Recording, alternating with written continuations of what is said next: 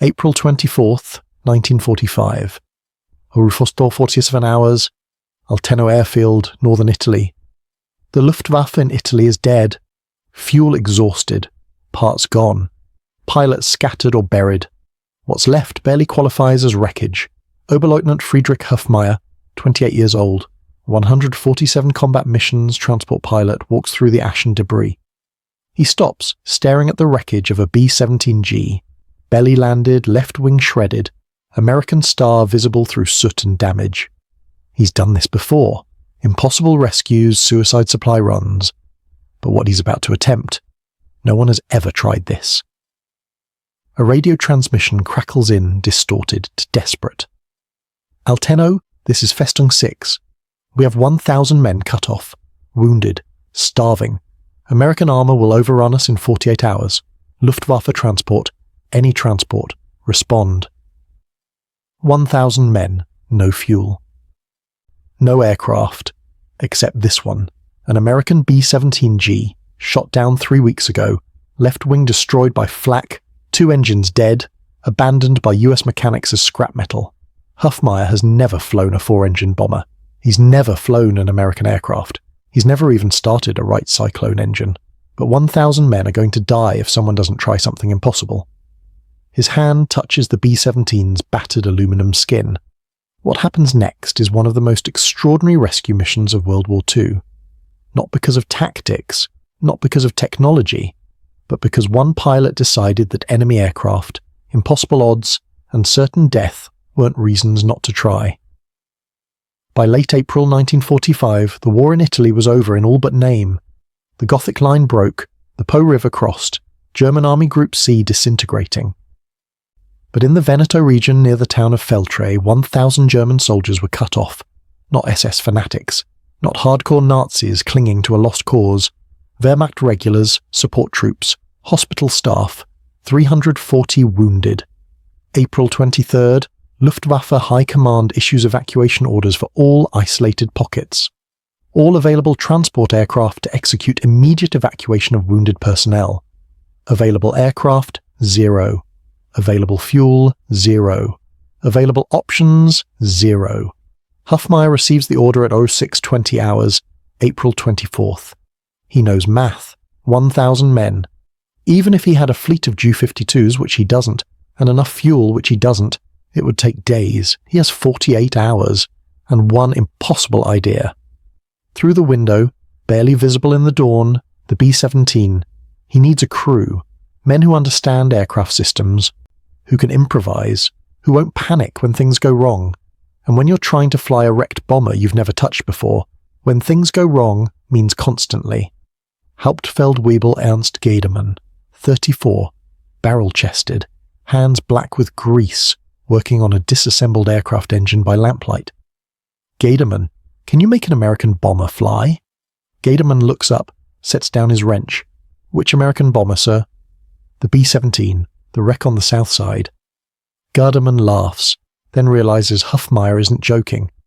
Herr Oberleutnant, that aircraft is scrap. The wing is destroyed. 2 engines are... Can you make it fly? Pause. Gardemann studies Hofmeier's face. Why? 1,000 men at Feltre, no other way to reach them. Gerdemann's expression changes. His brother was transferred to the Veneto sector 3 months ago. He hasn't heard from him since. I'll need help, and tools, and parts we don't have, and miracles. You have 36 hours. Gardemann picks up his tool bag without another word. Unteroffizier Klaus Berger, 22, thin, glasses, hunched over a captured American radio, headphones on, listening to Armed Forces radio. Radio operator who taught himself English from captured broadcasts. Speaks it better than most American GIs. Berger. He jumps, pulls off headphones. Can you read English technical manuals? He blinks. Yes, sir. Why? Hofmeier places a water-stained B-17 crew manual on the desk. Because every instrument, every switch, every warning label in a B-17 is in English. I need you to translate, in real time, while we're flying. Berger picks up the manual, flips through pages of technical diagrams, eyes widening. Sir, you're not serious. Deadly serious. Report to the aircraft in 1 hour.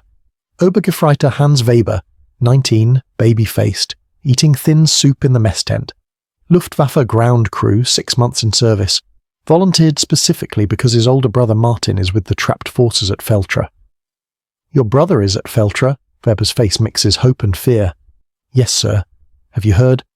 Is there news? We're going to get them out. I need someone strong, someone who can hand-crank landing gear if hydraulics fail, someone who won't freeze when things get bad. What aircraft, sir? The B-17. Long pause. The wreck? The American one? It won't be a wreck when Gaderman finishes. Will you fly? Weber is terrified. But his brother? Yes, sir. 4 men gather around the B-17 as dawnlight strengthens. 4 men, 1 wrecked bomber. 36 hours to make the impossible possible.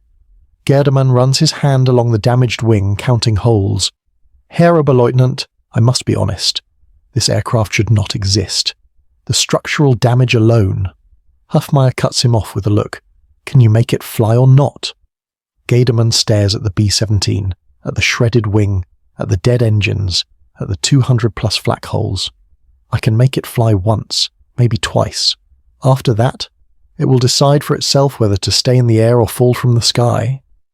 Hufmeier nods, as if this is an acceptable answer. Once is all we need. April 24th through 26th, 1945. The left wing took direct flak hits, 3 in the main spar, 7 in the ribs, 11 penetrations in the skin. Structurally, this wing should fold up the moment they apply load.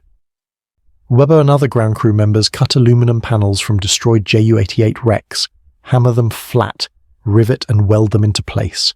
It's not repair, it's surgery with a hammer. Berger inside the cockpit, B-17 manual open, comparing English text to German scribbled notes, translating every switch and gauge label. Nothing is where it should be. The throttles move backward from German aircraft. The mixture controls are in a different position. The fuel selector has 6 positions they don't have words for. He creates a translation guide, traces wiring behind the instrument panel, follows coloured wires, makes hand-drawn diagrams. Dawn of April 25th. Gaderman and 3 men stand beside the right inboard engine, cowling removed, staring at the right R1820 Cyclone, 18-cylinder radial, 1400 horsepower. The Germans have never manufactured anything like it. Gaderman pulls a spark plug from a cylinder, examines it, carbon fouled, electrode worn. We need 14 spark plugs per engine. That's 56 for all 4 engines. We have 6 that aren't cracked or fouled. Long silence. We can't fly with 6 plugs? No, but maybe we can rotate them. He tests each spark plug with a battery and wire, making notes which cylinders fire properly with which plugs. Each plug works in some cylinders but not others, so he maps it. Plug A works in cylinders 1, 7, and 12.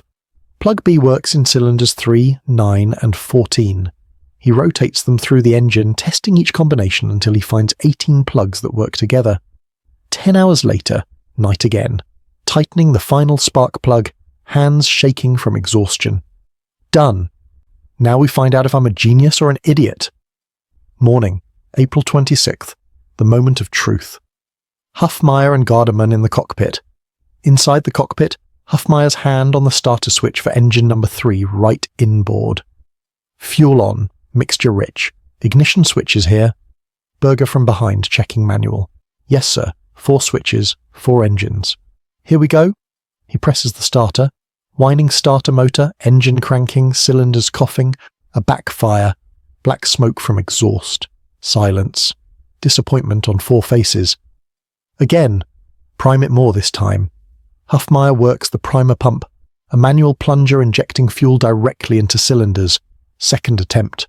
Starter whine, cranking, 1 cylinder fires, then another, then the engine catches with a roar. 18 cylinders hammering in sequence, the entire aircraft shakes. Propeller spinning, sunlight strobing through the blades, all 4 men grinning despite themselves. Oil pressure! 30, 40, 45 pounds. Temperature. Rising. 120, 140, 160. They let it run for 40 seconds. Then the oil pressure gauge drops suddenly. 40 pounds, 30, 20. Shutting down! Gaderman climbs out immediately, opening the engine cowling. Oil cooler shredded by flak. leaking oil onto the ground in a spreading pool. Oil cooler destroyed, can't run without it. The engine will seize in 3 minutes. Long silence. They're staring at failure. Webber quietly. What about the left inboard engine? The dead one? Its oil cooler might still be intact. All eyes turn to him. Garderman and Weber remove the oil cooler from the left engine, which will never run, and transplant it to the right engine, which might save them. This takes 6 hours. 2100 hours, April 26th. Dark, they work by flashlight. Finally, the third engine started. Cranking, firing, catching, running. 40 seconds, 1 minute, 2 minutes. The engine runs rough, vibrating, but running. Oil pressure steady at 45 pounds, temperature climbing to 180, then stabilizing. Garderman and Huffmeyer lock eyes across the cockpit. Can we fly on this? It's running on hope and stolen parts, but yes, maybe, for a while. Then we move to engine 4.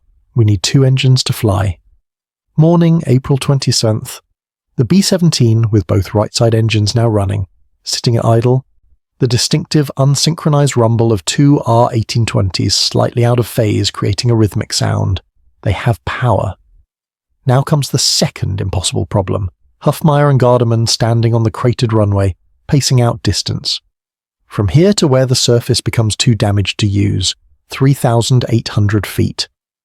Huffmeyer makes notes on a scrap of paper. B-17 takeoff distance at maximum weight. Berger holding the manual. 4,600 feet, sir. Silence. We don't have 4,600 feet. Then we can't be at maximum weight. What they're about to do has never been attempted. They're going to strip a B-17 to its skeleton. 4 men struggle to remove the top turret, twin 50 caliber Brownings in a rotating mount, maneuver it out through the fuselage, lowering it on ropes. All 13 guns.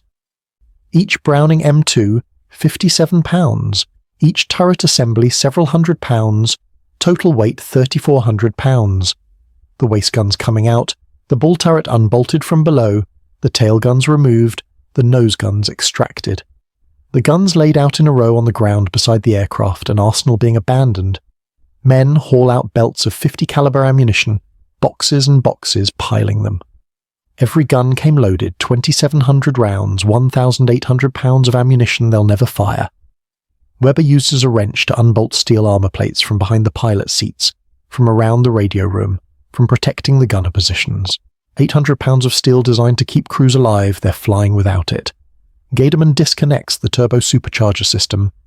The complex machinery that allows B-17s to fly at 30,000 feet. They won't need altitude. They'll be lucky to reach 2,000 feet, 400 pounds. The Norden bomb sight was carefully removed from the nose.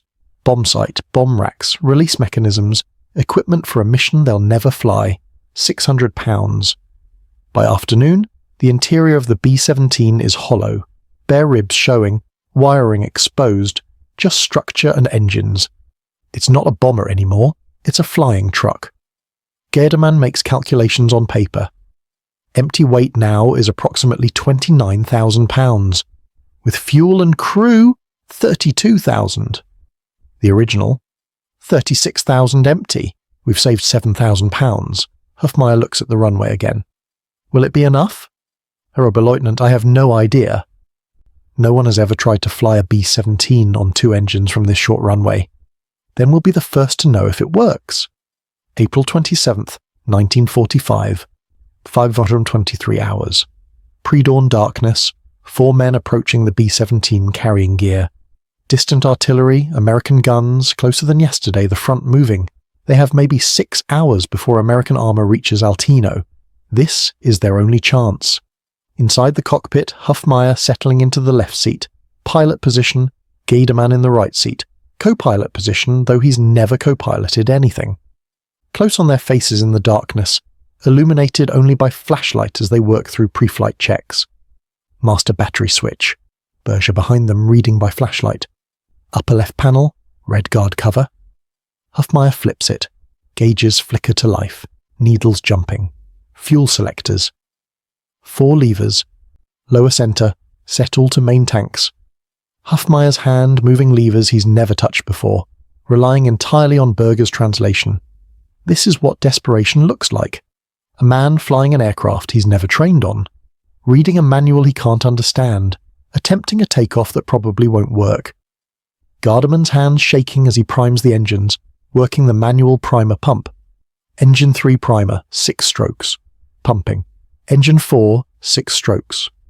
Dawn braking, first light touching the horizon. Starting engine 3. His hand on the starter switch. Starter whine, cranking 3 seconds, 4, 5. The engine fires, catches, roars to life. Propeller spinning up, dust swirling beneath it. Oil pressure. Gardaman eyes locked on gauge. 40 pounds, 42, holding at 45. Temperature, rising, 160. 180, 200, stable. Hufmaier doesn't wait. Hand to the next starter. Engine 4. Second starter engaging, cranking. The engine coughs, dies, cranking again. Everyone tense. The engine fires, coughs, almost dies, then catches properly, joining its twin in an unsynchronized roar. Both right side engines running, the left side dead propellers motionless. Weber, you secure him back? Yes, sir. If the gear doesn't drop when I call for it, you'll have 2 minutes to hand crank, understood? Understood, sir. Hufmaier's hands on the throttles. 4 levers, but only 2 engines responding. Gardaman, when I release brakes, you watch the engine gauges. Anything goes wrong, temperature spikes, oil pressure drops, anything, you tell me immediately. Yes, sir. Hufmaier takes a breath, his hands steadier now that motion is imminent. Releasing brakes, air hissing from brake lines. The B-17 begins to roll forward, slowly at first, then faster. The moment power touches the propellers, the aircraft yaws hard right. 2 engines on the right side, 0 on the left, massive asymmetric thrust. Hufmaier's left leg straining, pushing the left rudder pedal to counter the yaw. Rudder trim. Where's the rudder trim? Berger frantically checking manual. Center pedestal. Wheel width. I think it's labeled rudder. Yes. There! Gardaman grabbing the trim wheel, cranking it. Which way? Left. More. Keep going. Gardaman cranking for 30 seconds while Hufmaier wrestles the rudder. Slowly the yaw decreases. The aircraft straightens. They're taxiing down the runway now, speed increasing. We're going. His right hand pushes both throttles forward. Engine pitch increasing, propellers biting air harder, the roar building. Airspeed indicator needle lifting from 0, 20 miles per hour, 30, 40. The B-17 accelerating down the cratered runway, engine screaming, dust and gravel spraying from the wheels. Engine 3 temperature 220, within limits, keep watching. 50, 60, 70. The tailwheel lifts off the ground as speed increases, the nose drops slightly, pilot's view improving. Engine 4 oil pressure dropping. 40 pounds, 38. It'll hold. How much runway? Through windscreen, cratered section approaching, the usable runway ending. 600 feet to the craters. 80, 85. Hufmaier pulls back slightly on the control yoke. The B-17 doesn't respond, still too slow. Rotation speed should be 90. We're at 87, 400 feet. 88.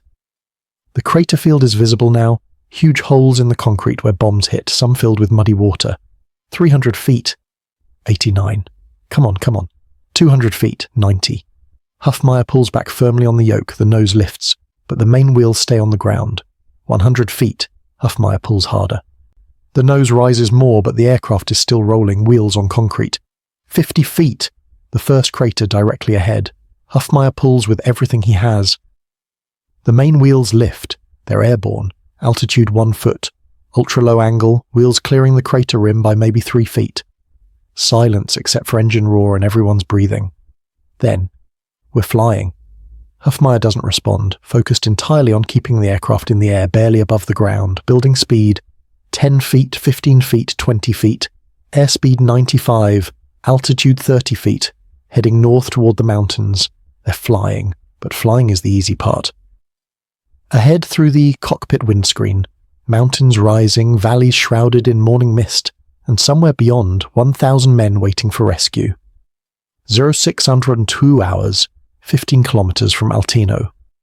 The B-17 struggled through the air at 800 feet, both right engines laboring, left propellers frozen, engine noise uneven, rhythmic surging as the 2 engines fight to keep the aircraft aloft. They've been airborne for 25 minutes.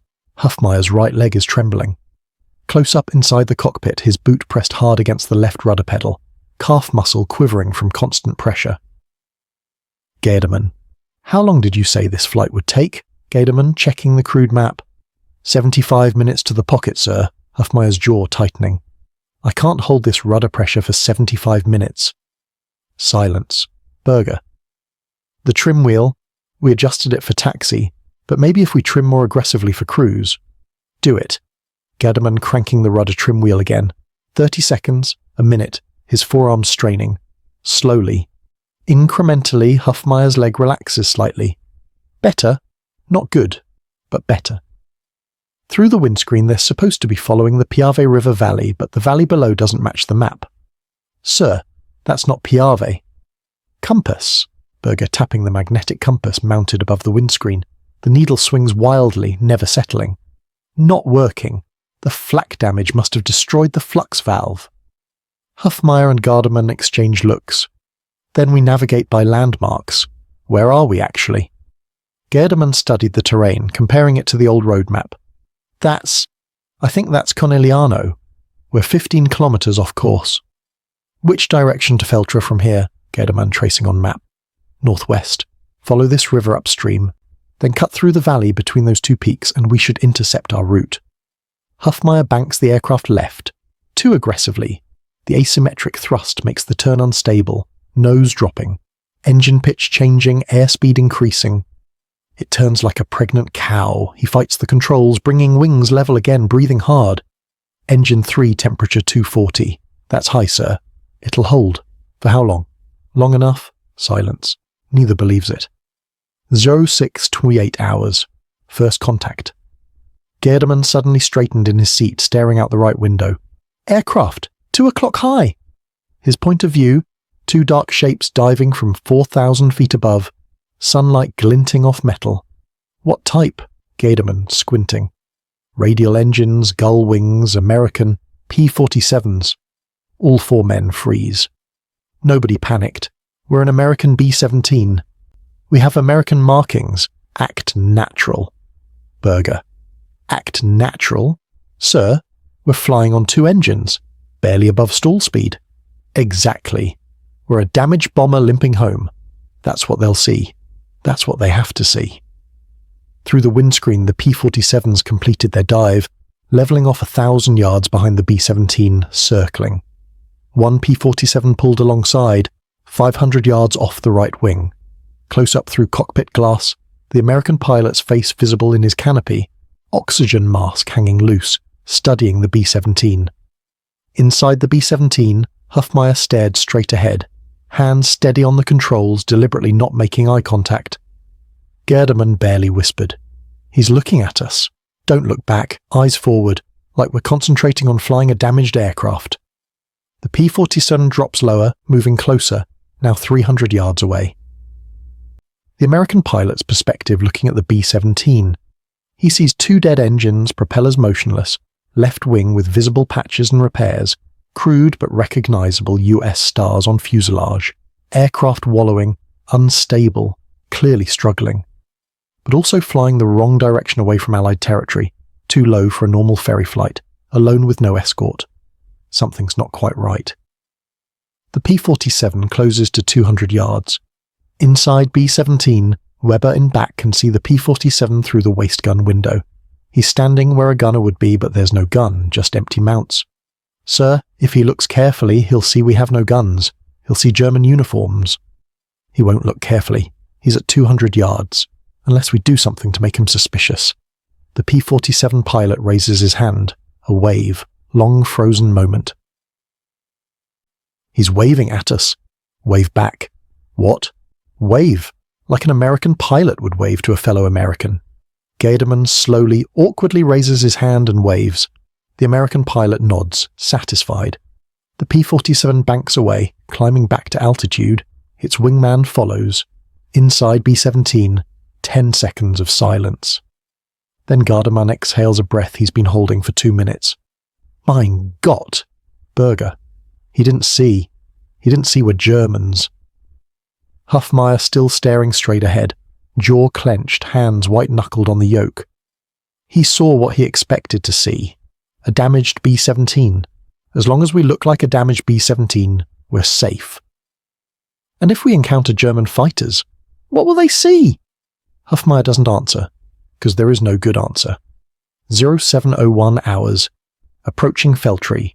The B-17 over mountainous terrain now. Valleys thick with morning mist. Peaks jutting above. The engine noise has changed. Rougher, more irregular. Engine 4 developing a pronounced vibration. Engine 4, cylinder head temperature 260. Oil pressure down to 32 pounds. How much longer can it run? Not long, minutes maybe. Below, forests, narrow valleys, no sign of civilization, certainly no airstrip. Berger, try the radio. Berger at the radio operator position, activating the portable German radio unit they brought aboard. Adler to Festung. Adler to Festung, do you receive? Static, white noise. Adler to Festung, this is Luftwaffe rescue flight, please respond. More static. The four men exchanging worried glances. Fuel is at 500 gallons, we need to find them soon or we won't have enough to return. Berger tries again, adjusting frequency. Any German forces near Feltre? This is Luftwaffe transport requesting landing zone coordinates. Suddenly a voice through static, weak but present. Festung receiving, barely. Who is this? All four men lean toward the radio. This is Luftwaffe rescue flight. We have aircraft inbound to evacuate wounded. Repeat, we are inbound with aircraft. Provide landing zone location. Long pause, static. Luftwaffe? We haven't seen Luftwaffe aircraft in 3 months. What type of aircraft? Berger looks at Hufmaier. Hufmaier nods. American B-17. Captured and flown by German crew. Even longer pause. Say again. We are flying a captured B-17 bomber. 4-engine American heavy bomber. We can land and evacuate wounded if you have suitable landing zone. Static. You're serious. Completely serious. Where can we land? Pause. Stand by. The B-17 circling now. Burning precious fuel. Waiting. 2 minutes pass. A different speaker. More authoritative. Luftwaffe flight, this is Major Reichert. Wehrmacht commander. Feltre pocket. Confirm you are flying a B-17 bomber? Hufmaier taking microphone from Berger. Confirmed. Oberleutnant Hufmaier, Transport Command. We have capacity for approximately 25 men on this flight. Where do you need us? Oberleutnant, there is no landing strip. The only flat area is a straight section of road, 2 kilometers north of our position. But it's narrow. Very narrow. Define narrow. 40 feet wide, 2,400 feet long, trees on both sides. Hufmaier and Gerdemann exchange looks, both calculating the same impossible math. Gerdemann quietly. B-17 wingspan is 103 feet.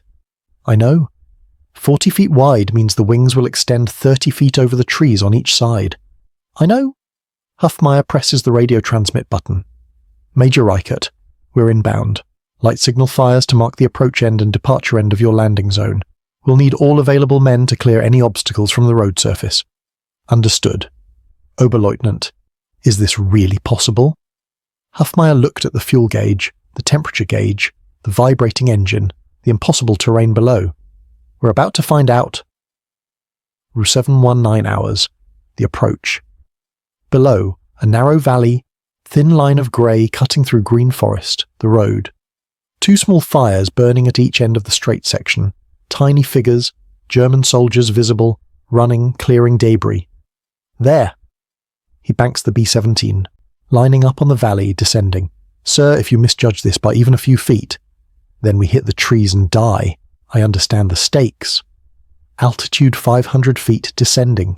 View through windscreen, the valley narrowing, trees on both sides rising, the road a thin ribbon between them. Airspeed 95. Gear down. Weber from back. Manual extension. Weber cranking the manual gear handle, 30 seconds of straining effort. Gear down. 3 green lights. Altitude 300 feet, the road filling the windscreen now.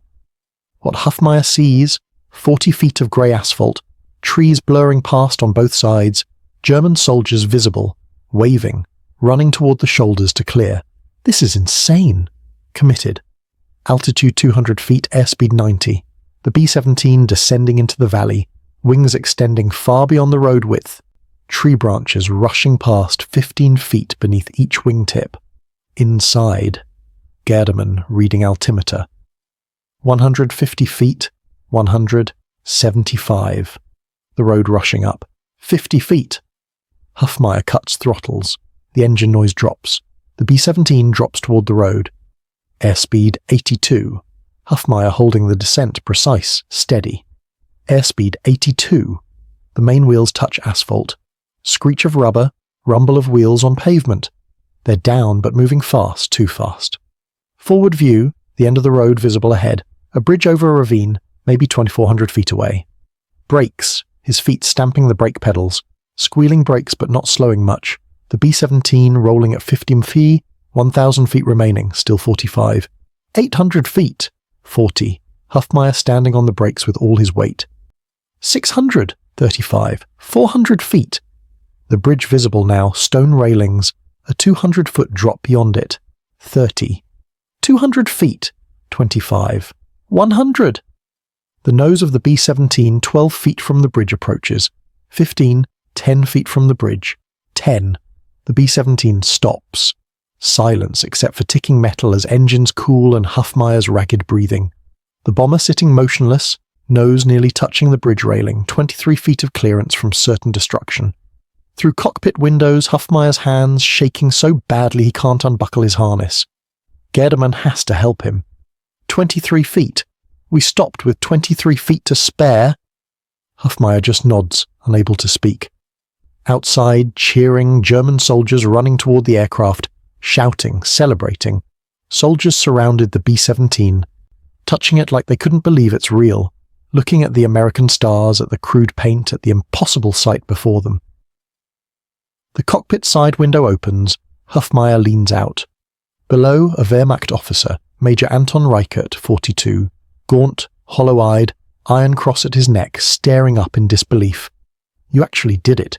You flew a B-17 through that valley and landed on this road. Hufmeier, still shaking, manages a weak smile. Don't congratulate me yet, Major. I still have to take off again. Both men look down the road 2,400 feet back toward where they came from. Is that possible? Ask me in 2 hours. Feltre Pocket. Ground time, 90 minutes. German soldiers unloading supplies from the B-17. Medical supplies, ammunition, small amounts, food rations the crew brought. Inside a command tent, canvas stretched between trees. Reichert, Hufmeier, and Stabsarzt, senior physician Heinrich Vogel, 51, exhausted, stethoscope around neck, examining lists. Map on makeshift table showing the pocket, American positions surrounding it. 1,043 men total, 342 wounded seriously enough to require immediate evacuation. 89 critical, they won't survive another week, Hufmeier doing math on paper. The aircraft can carry approximately 25 men per flight if they're lightly equipped. Less if they're on stretchers and need medical equipment. Silence as they all calculate. Vogel. To evacuate all wounded would require 14 flights minimum. How much fuel do you have for operations? We departed with 800 gallons, used approximately 300 to reach here, have maybe 450 remaining. The return flight to Allied lines would take 140 minutes at our speed, approximately 350 gallons per round trip. Reichert writing numbers. So one return flight today, then you'd need to refuel at your base. We have perhaps 900 gallons remaining at Altino, enough for maybe 4 more flights, total. The numbers are settling in. They can save maybe 125 men, not than 43. Long silence. Then we choose who lives and who stays.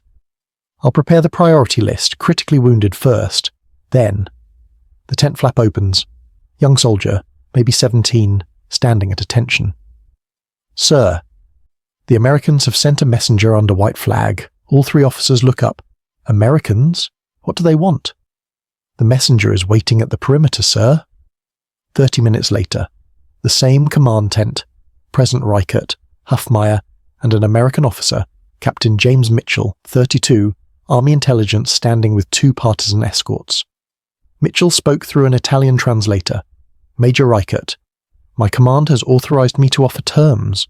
What terms? Surrender your forces. In exchange, we guarantee your men will not be transferred to Soviet custody. They'll remain in American or British POW camps until repatriation. Reichert and Hufmeier exchanging glances. And if we refuse? Then you're overrun in 48 hours and we can't guarantee anything about Soviet involvement. Reichert looking at the map, at the shrinking pocket. I need to consult with my officers. You have until tomorrow morning, but Major, that's an impressive achievement. Flying a captured bomber to rescue your men, my respect. Mitchell salutes. Reichert returns it. Mitchell leaves with his partisan escort. Reichert turns to Hufmeier. Continue with your evacuation, priority wounded, get as many out as you can, but I think this pocket is finished, one way or another. Outside, German soldiers loading wounded into the B-17. Inside the stripped bomber, men on stretchers laid side by side in the empty bomb bay, along the floor of the fuselage, medics securing them with cargo straps. Weber helped lift the wounded, face streaked with tears when he saw his brother, Oberfeldwebel Martin Weber, 24, leg bandaged, semi-conscious on a stretcher. Weber quietly, Martin, you're going to be okay. We're flying you out. Martin is barely conscious but squeezes his brother's hand. The manifest being tallied, 16 wounded on stretchers, 7 walking wounded, 23 men total. Major Reichert also boarded to coordinate with Americans, Dr. Vogel to assess treatment facilities, Wehrmacht radio operators with portable equipment, Gerdemann supervising refueling, Germans forming human chains, passing 5-gallon jerry cans, hand-pouring avgas into the B-17's wing tanks. Fuel splashing, men coughing from fumes, the smell overwhelming. Weber worked alongside both brothers together for a moment. 800 gallons. It's all they have. Should be enough to reach the partisan airfield. Should it be? Fuel consumption on 2 engines is unpredictable. Temperature affects viscosity. Altitude affects mixture. Engine wear affects efficiency. Will we make it or not? Gardemann looks at the gauges, the damaged engines, the overloaded aircraft. Probably. That will have to be good enough. 10:59 hours. Second takeoff attempt. The B-17 on the road, facing the opposite direction from their landing. Behind them the bridge. Ahead, 2,400 feet of road. Then trees. Both engines running. Rough and uneven. Engine 3 temperature 230. Engine 4 270. It's too hot. It's been too hot since we started this morning. It's still running. Inside, wounded men strapped down. Reichert and Vogel seated in the radio compartment. Weber in the tail, ready to manually crank gear if needed. Close on Hufmeier's face, calculating impossible mathematics. Weight 3,500 pounds heavier than landing. Distance same 2,400 feet. Wind. Now a tailwind. Worse for takeoff. Engine power deteriorating by the hour. His hand on the throttles. If you believe in anything, now would be a good time to pray. He releases brakes. Engine roar increasing, propellers clawing air. The B-17 accelerates. Wheels rolling, faster, faster, inside. 40, 50, 60. Through windscreen, trees at the end of the road growing larger. 70, 80. From the back, one of the wounded screaming as his stretcher shifts. 85!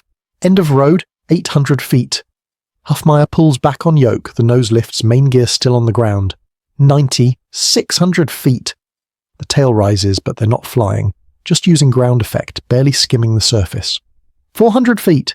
The trees filling the windscreen. 200. Hufmeier pulls harder, everything he has. The main wheels lift. They're in the air. Altitude 3 feet. Airspeed 89, stall speed 88. The bridge approaching, stone railings 200-foot drop beyond. They're not climbing, just maintaining altitude through sheer force of will. The bridge. Main gear clears the railing by maybe 6 inches. Scraping sound, the tail wheel clips the top of the stone railing. Inside, everyone feels the impact, the shudder. But they're past it, gaining speed, slowly climbing. 10 feet, 20 feet, 30 feet.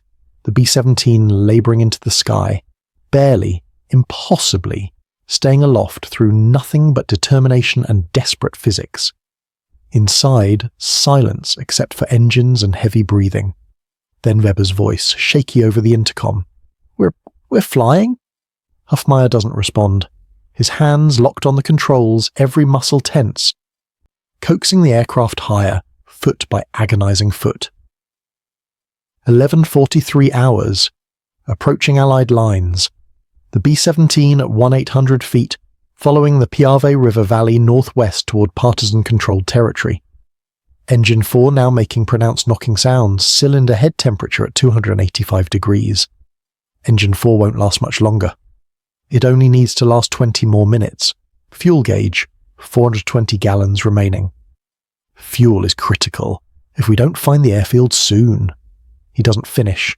Doesn't need to. Through windscreen in the distance, a cluster of aircraft.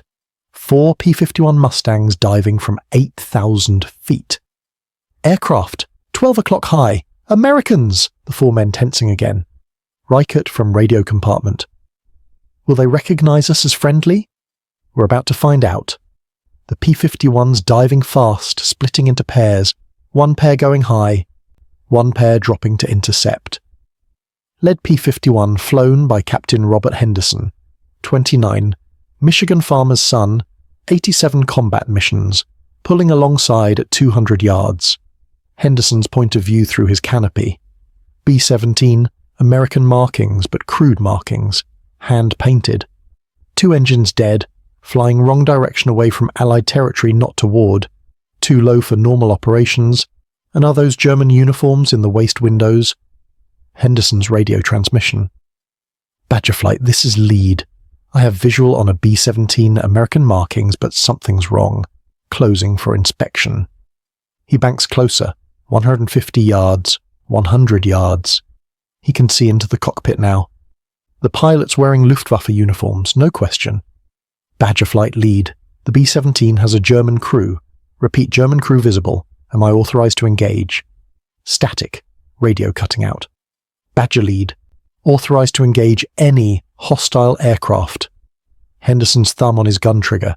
850 caliber Brownings armed and ready. Inside the B-17, everyone watches the P-51, knowing they're defenseless, knowing the American pilot is deciding whether they live or die. Reichert quietly. Can you outmaneuver him? In this? No. If he fires, we die. Back to Henderson's cockpit. His perspective looking at the B-17. He sees the German crew, but he also sees wounded visible through windows, medical Red Cross marking someone painted on the tail, aircraft clearly crippled struggling to stay aloft, not acting hostile, his thumb on the trigger. 87 missions, 11 kills. He's killed Germans before, but this. Henderson's decision. He moves his thumb off the trigger. His hand goes to his radio instead. Badger lead to B-17. You're to follow me to Allied airfield. Do not deviate. If you deviate, I will shoot you down. Acknowledge. Inside the B-17, Huffmeyer grabbed the radio microphone. American pilot, we follow. We were wounded. Please, we follow. Pause on the radio. Understood. Stay on my wing. The P-51 banks gently left, leading them. The 3 other P-51s take up escort positions, one on each side, one behind. The impossible formation, 4 American fighters escorting an American bomber flown by Germans carrying German wounded to American medics. Inside the B-17, Gaderman exhales for the first time in 5 minutes. He didn't shoot. He could have. He should have. Why didn't he? Huffmeyer watched the P-51 ahead, following precisely. Because he's a pilot, and he understands what we're doing. Tutzotter's 11 hours. Partisan airfield, Allied territory. Below, a damaged former Italian Air Force base. Single runway, 4,200 feet. Cratered but patched. Partisan fighters and American medics staging around the field. Henderson's P-51 peeling off, waggling wings. The pilots salute. The 3 other P-51s following, leaving the B-17 alone for final approach. Inside. Fuel, 180 gallons. Enough for one approach, no go-around. Engine 4 oil pressure 28 pounds, temperature 285. It just needs to last 3 more minutes. Descending. 800 feet, 600 feet, 400 feet. Gear down. Weber from back. Cranking. 30 seconds of manual effort. 3 green lights appear. Gear down and locked. 200 feet. The runway ahead. American ambulances waiting, medics with stretchers ready. 150 feet, 100. Suddenly, bang, grinding metal sound. Engine 4 seizes completely. The right outboard propeller stops mid-rotation. Frozen. Massive drag on the right side. The aircraft yaws hard right. Engine failure right outboard. His left foot stamping the rudder pedal, fighting the yaw, but with only one engine running now, he can't stop it. The B-17 drifts off centerline, heading toward the grass beside the runway. We're drifting. You're drifting right. Altitude 50 feet. Still yawing. Huffmeyer fighting controls with everything he has. I can't stop it. The right wing drops. The aircraft entering a skid. 20 feet. Through windscreen they're going to hit at an angle, half on runway, half on dirt. Main wheels touch. Right wheel on grass, left wheel on concrete. Thump. Then grinding, tearing sounds. The right wingtip hits dirt. The B-17 slews hard right. Pivoting on the wingtip. Inside, everything tilting, men sliding, wounded screaming, equipment breaking loose. The aircraft spinning. Ground loop. One full rotation. The massive bomber spinning like a top. Throwing up dirt and grass, tail coming around, finally sliding to a stop facing backward. Silence. Except for the single remaining engine. Number 3. Still running, idling. Huffmeyer's shaking hand reaching for the mixture control, pulling it to cut off. The engine dies. Complete silence now. Just wind. Distant voices. Someone crying in the back. Close up on Huffmeyer's face. Eyes closed. Breathing hard. Hands trembling violently. Gerdemann beside him, head back against the seat, staring at the ceiling. Gerdemann whispered, "We're alive." Huffmeyer can't respond. Can't move. The adrenaline crash hit him all at once. Gerdemann has to unbuckle his harness, lean over, unbuckle Huffmeyer's straps because his hands won't work. Outside, vehicle engines, running feet, voices shouting in English and Italian. American medics appeared at the B-17's windows at the waist door, climbing aboard with stretchers. Through the window, US Army ambulances pulling up, doors opening, medics in helmets with red crosses swarming the aircraft. Inside, Americans carefully lifted German wounded, treating them exactly as they would their own men. No hesitation, just professional care. Weber helped carry his brother Martin out on a stretcher. American medic at Martin's side, checking vitals, starting an IV while they carry him. What's his name? Martin Weber. Okay, Martin, you're safe now. We got you. Weber watched his brother loaded into an ambulance, realizing for the first time that they actually did it. They saved them. He collapses against the aircraft fuselage, sliding down to sit on the ground, crying. Outside, the B-17 sitting at an angle, right wing tip crumpled, propeller blades bent, both right engines smoking. It will never fly again. Huffmeyer finally emerged from the cockpit side window, helped down by Gerdemann. His legs barely supported him. An American officer approaches Captain James Mitchell, the same intelligence officer from the German pocket, now at the Allied airfield. Mitchell extends his hand. Captain Mitchell, Army Intelligence. That was either the bravest or the craziest thing I've ever seen. Maybe both. Huffmeyer, too exhausted to think about protocol, shakes the American's hand. The men? The wounded? Are they safe? Being treated now. They'll be fine. You have my word. Huffmeyer nodding, then looking back at the B-17, battered, broken, done. Oberleutnant Huffmeyer, I need to inform you that technically you and your crew are now prisoners of war. Huffmeyer nods. He expected this. But given the circumstances, I'm going to recommend that you and your men be treated with full Geneva Convention courtesy, and personally I'm going to buy you a drink when this war is over. Huffmeyer manages a weak smile. I will accept. April 27th, 1945, 15:30 hours. US Army Intelligence tent. Canvas tent, folding table, 2 chairs. Mitchell sitting across from Huffmeyer. Italian-American translator, Lieutenant Angelo Rossi standing nearby. A map of northern Italy spread on the table. Let's start with the basics. Where did you learn to fly a B-17? I never flew one. Before yesterday? Mitchell raises an eyebrow. You're telling me your first time flying a B-17 was a rescue mission?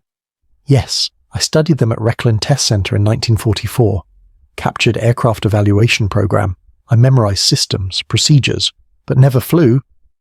And you decided to attempt this why? Because 1,000 men would die otherwise, and someone had to try. Mitchell studies him for a long moment. The men still in the pocket. Your Major Reichert sent a message with the wounded. He's ready to discuss surrender terms. Huffmeier's face, relief and sadness mixed. They are good men, not fanatics. They just want to go home. We can arrange that. American custody, not Soviet, but you still have fuel at your airfield, correct? And you said you could make more flights. Perhaps 4 more flights, if the aircraft could fly again. But it cannot. Mitchell is quiet for a moment, thinking, what if we provided a different aircraft? Or what if we helped repair the B-17? Huffmeier staring at him in disbelief. You would help us? Help Germans evacuate German soldiers? I would help you evacuate wounded men. The war is effectively over, Oberleutnant. The killing should stop where it can. Huffmeier looking down at his hands, processing this impossible offer. The B-17 is finished. The engines are destroyed. The wing is damaged. It would take weeks to repair, if repair is even possible. Mitchell nods, accepting this. Then we'll send trucks, under white flag. We'll evacuate the pocket by ground transport. It will take longer, but we'll get them all out. Huffmeier's face, emotion breaking through his exhaustion. This is more than he dared hope for. All of them? All of them. Wounded first, then the rest. You have my word. Silence. Huffmeier quietly. Thank you. Thank you. You showed us that even in war humanity can persist. That's worth something. April 28th through May 1st, 1945. American trucks under white flags entering the Feltre pocket. German soldiers boarding, carrying wounded, supervised by US Army personnel and partisan observers. Over 3 days, American forces evacuated all 1,043 men from the Feltre pocket. German wounded being treated at US field hospitals. American medics working side by side with captured German doctors. 342 wounded received immediate medical treatment. 89 critical cases survived. German soldiers in POW processing lines being registered, given food, medical checks. All personnel were classified as American prisoners of war. None were transferred to Soviet custody.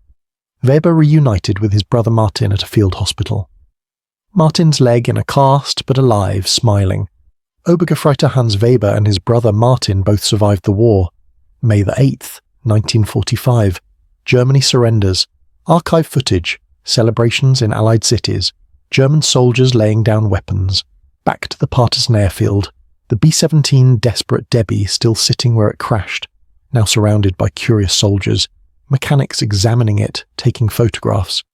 The B-17G Desperate Debbie never flew again. American mechanics stripping salvageable parts. The engines were removed for scrap. Both remaining engines were beyond repair. The airframe was too damaged to economically restore. July 1945. Workers cut up the aircraft with torches, reducing it to scrap metal. In July 1945, the aircraft was scrapped on site. One propeller blade was preserved by the local partisan commander, Oberleutnant Friedrich Huffmeier, released from POW custody November 18, 1945. I returned to Germany. Never flew again. Worked as a civil engineer in Hamburg. Died January 12, 1991, age 73. Hauptfeldwebel Ernst Gardermann, released December 1945. Became an automotive mechanic in Stuttgart. Died August 1987, age 76. Unteroffizier Klaus Berger, released October 1945. Emigrated to the United States 1952. Worked as translator for US State Department. Died March 1998, age 75. Obergefreiter Hans Weber, released September 1945. Married, 3 children, 7 grandchildren. Died June 2003, age 77. Captain Robert Henderson returned to Michigan after the war. Resumed farming. Died November 1989, age 73. Major Anton Reichert, released from POW camp 1947. Became a teacher in Bavaria. Died May 1979, age 76. May 8th, 1985. Feltre, Italy. 40th anniversary of VE Day. A small memorial being unveiled in Feltre Town Square. Crowd of elderly veterans, Italian civilians, local officials. The memorial, a marble plaque with an inscription in Italian, German and English. Next to it, mounted on a pedestal, the preserved propeller blade from Desperate Debbie. The blade still shows faint traces of American insignia, German repairs, the scars of its impossible journey. On the 40th anniversary of victory in Europe, survivors of the Feltre evacuation returned for a memorial dedication. 14 elderly men, some using canes, gathering around the memorial. some with families, children and grandchildren. One man, early 60s, addressed the small crowd. My grandfather was evacuated on the first flight, the B-17 flight. He died in 1978, but he told me the story many times. He said without that crazy pilot and that impossible aircraft, I wouldn't exist. None of us would. Close-ups of the surviving veterans' faces as they remember. Friedrich Hofmeier, now 68, frail but present, standing beside the propeller blade, running his hand along its surface. A reporter off-camera in German. "Were you afraid?" Hofmeier turning, slight smile. "Every second, from engine start to final landing, I was terrified." "Then why did you do it?" Hofmeier looked at the gathered veterans, the families, the children who exist because he tried. "Because they were my men, and someone had to try." Another figure approaches, an elderly American man in a suit walking with a cane. Robert Henderson, the P-51 pilot, age 69. Hofmeier sees him. Recognition takes a moment, then his eyes widen. The two men met for the first time since 1945. They shake hands, then embrace. "I almost shot you down." "I know, I saw your finger on the trigger. I'm glad I didn't." "So am I." Both men were laughing, then standing together looking at the propeller blade. "You know what I remember most? Not the aircraft, not the mission, but the look on your face when I pulled alongside. You were terrified, but you never wavered. Just kept flying. I had no choice. 23 men in the back depending on me. You had a choice. You chose to try when anyone reasonable would have quit. That's courage." Long pause as both men contemplate the propeller blade. "Do you ever regret it? The war, the killing, all of it?" "Every day. But that day. That moment when I decided not to shoot, that's the one decision I've never regretted." Modern museum in Feltre. The propeller blade displayed with photographs, documents, the hand-painted American star still visible on the blade's surface, display plaques in multiple languages telling the story, slowly panning across wartime photographs. The B-17 Desperate Debbie belly landed, damaged. Hofmeier and crew working on repairs. The aircraft on the narrow road at Feltre. American medics treating German wounded. The crashed aircraft at the partisan airfield. This is not a story about victory or defeat. The photograph of Hofmeier and Henderson embracing at the 1985 memorial. It's a story about humanity persisting through war. Archive footage, German prisoners being treated fairly by American captors. American medics treating enemy wounded. Partisan fighters helping both sides. About a German pilot who chose compassion over orders.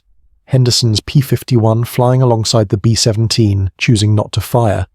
An American pilot who chose mercy over protocol.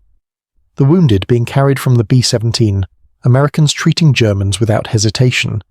Allied medics treated enemy wounded as brothers. The memorial in Feltre, flowers laid at its base. The moment when the uniform didn't matter, only their lives. Return to the museum. Close up on the propeller blade, slowly rotating around it, catching light on the scarred metal, the faded paint, the preserved piece of an impossible story. The Boeing B-17G, serial number 448379, Desperate Debbie, manufactured Douglas aircraft, Long Beach, California, April 1944. Shot down April 3, 1945 over northern Italy. Salvaged and flown by Luftwaffe, April 27th through 29th, 1945. Flights under German crew, 4. Personnel evacuated, 103 men. Additional evacuations facilitated 940 men by ground transport. Allied casualties, 0. Enemy casualties, 0. Outcome, 1,043 survivors. The only B-17 in history confirmed to have been flown operationally by a Luftwaffe crew on a humanitarian mission. 4 flights. 103 lives saved directly. Nearly 1,000 more were saved indirectly. The blade stops rotating, facing the camera, the American star and German repair patches both visible. A relic of a bomber that was killed in one war and saved lives in the same war. Under the same wings. Fade to black, then slowly fade in. The road at Feltre. Modern day. Peaceful. Empty. The same stretch where the B-17 landed. Now paved smooth. Trees grown taller. No trace of what happened here. April 27, 1945. Fade to archive-style images of the B-17 sitting on this road. German soldiers gathered around it. Friedrich Hufmeier looked at a wrecked B-17 and saw an impossible mission. Hufmeier in the cockpit, young, determined, terrified, but committed. What he didn't know, what he couldn't know, was that this impossible mission would prove something more powerful than any bombing raid, any victory, any conquest. The wounded were carried from the aircraft, American medics treating German soldiers, Henderson's P-51 escorting the bomber, the reunion in 1985. That even in war, especially in war, one person willing to risk everything can save hundreds. Return to the propeller blade in the museum, gleaming under lights. The B-17 was built to deliver 8,000 pounds of bombs. Long pause. Close up on a child's hand touching the propeller blade during a school visit. The teacher explained the story, the child's face filled with wonder. In the end, it delivered something no bomb ever could. Beat, hope. Friedrich Hufmeier, 1917 to 1991. Luftwaffe pilot. Saved 103 lives. Someone had to try. The screen fades to the propeller blade one last time, slowly rotating, catching light, then fading to black. The faint sound of a B-17 engine not roaring, just the gentle idle of the Wright Cyclone slowly fading to silence.